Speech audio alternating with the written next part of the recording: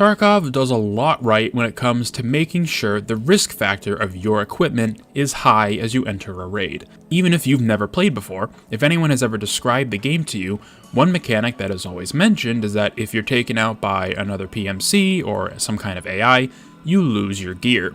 It adds a layer of stress and the constant need to double and triple check your surroundings so that you don't get ambushed.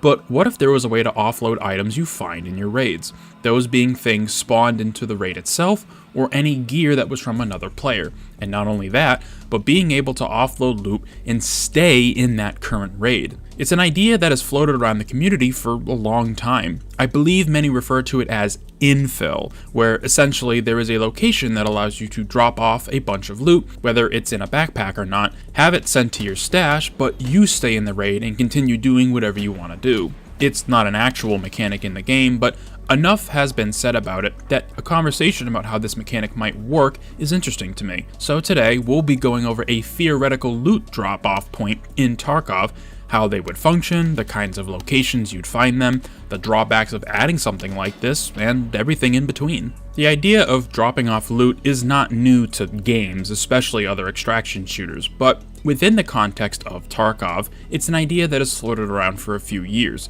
The execution is relatively straightforward.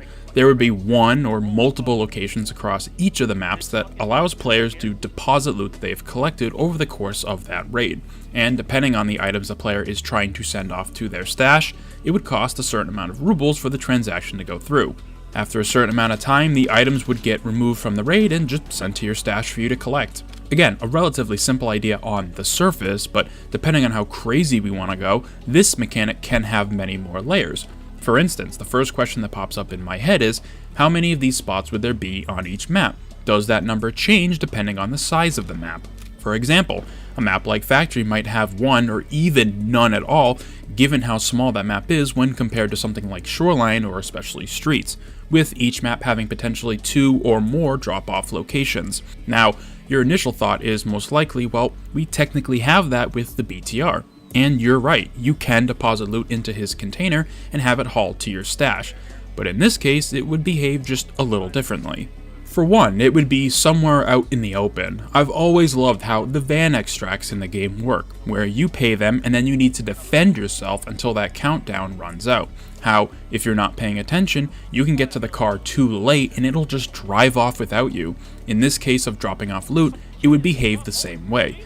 You select what you want to deposit, or even easier, you just drop a backpack off with whatever you want inside of it, pay the cost, and then defend that spot until it gets taken away. This way, it is not instant. You need to protect the gear you want to get out, and should someone come along and take you out, they may have a chance to steal the bag or whatever contents are inside of it. It creates this single point of tension. You must defend your loot, lest it be taken by somebody else. And nothing hurts more in Tarkov than taking down something like a 3-man only for other players to snatch the loot away while you weren't paying attention. Whether or not the other players are alerted to the spot being used is something that would most likely need to be tested. But since the van tells people, perhaps there would be an alarm, a flare that's shot into the air, or some form of other way that all players on the map know a drop spot off is being used, but not which ones specifically if there are multiple.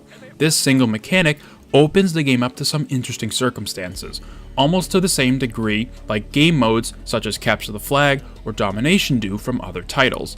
Of course, it's not perfect, and adding loot drop points would most likely create some new friction that would need to be ironed out. My first thought when it comes to what could go wrong with this mechanic is that depending on how many times the service is usable in a raid, it could potentially be exploited by a single player. If one drop-off point is usable multiple times in a single raid and one person almost wipes an entire lobby, then that means multiple trips to that point for a single person ruins the opportunities for anyone else still in the raid. Of course, in that specific example, an argument could be made that this individual deserves to use it more than once because he took out most players compared to everybody else. And while that's certainly true, it would make more sense to have these drop-off points be a one-time use, meaning that they can't be used and then after some kind of a cooldown period are usable a second time. No, it makes more sense to have them usable only once per raid.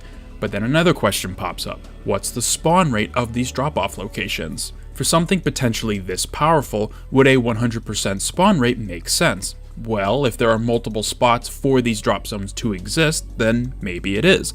A 100% spawn rate, but with the added unknown factor of being in one of multiple different locations.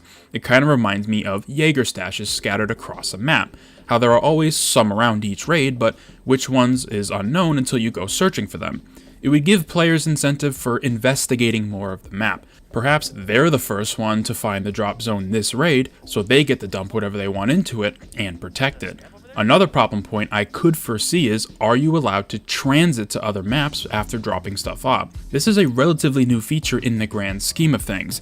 The idea of going from one map to another was always there, but it was only really 2 years ago when it became a reality. So dropping gear off and then using a transit point to another map would make sense.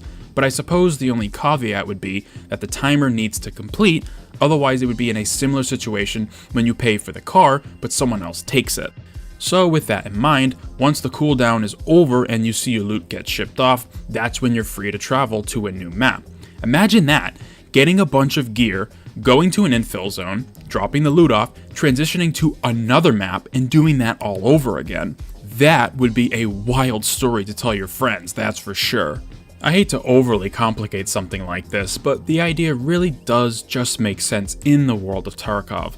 Again, yes, technically it already exists with the BTR, but to me this is a much more fleshed out mechanic that stands by itself and doesn't rely on something else determining if it even is in the current raid. Having spots across each map that can serve as secondary objectives for players to seek out gives those parts of the map more life and use than they otherwise currently have.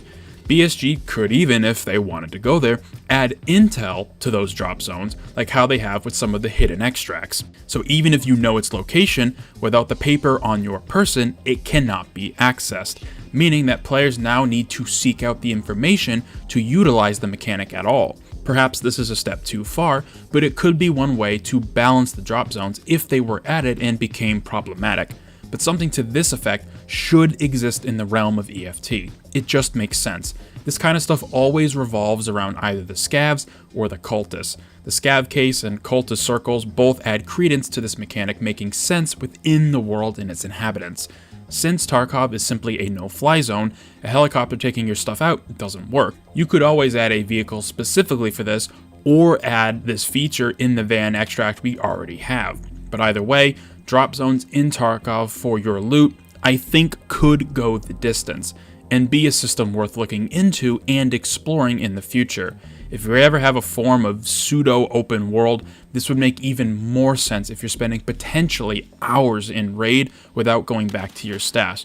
Just the thought of all these systems being in place makes me sad, because there is a good chance we won't ever see it come into realization, but still, it's really fun to think about. Loot drop zones in Tarkov really do make sense when you think about it. Technically, it already exists, but to dedicate an entire new system to it with its own UI and rules that people would need to learn and understand. This also kind of reminds me of something in DayZ, where you can dig a hole to store some extra gear in case you need to respawn. You have something ready to go, tucked away from the masses, and being able to take an entire kit from another player, send it to your stash, and keep playing that raid out is something I feel as though many players would benefit from. Either way, it's an interesting conversation to have, and I would love to know what you think.